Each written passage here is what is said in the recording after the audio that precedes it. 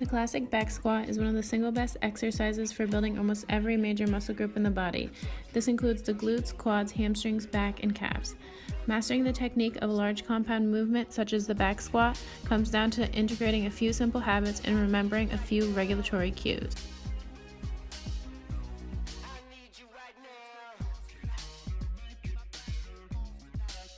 First things first, the squatting bar should be racked appropriately for your height. This means the rack should be around the breastbone area.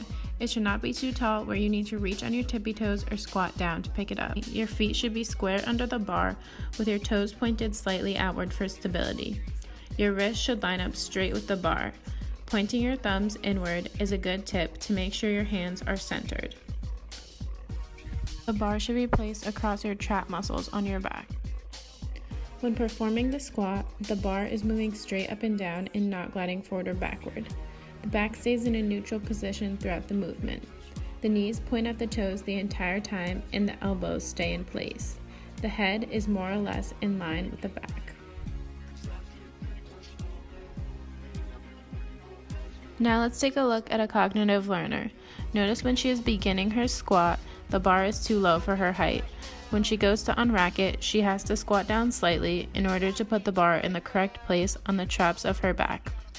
You can also notice that her hands are not stable on the bar and it wobbles as she's taking it off because she does not use her thumbs to stabilize herself. Notice that the bar is not moving straight up and down. It is gliding slightly forward and back. The back is not in a neutral position as it is too arched in, putting more strain on the knees. The knees are not pointed at the toes the entire time. Notice now with practice, the cognitive learner starts her squat with a bar just above her breastbone.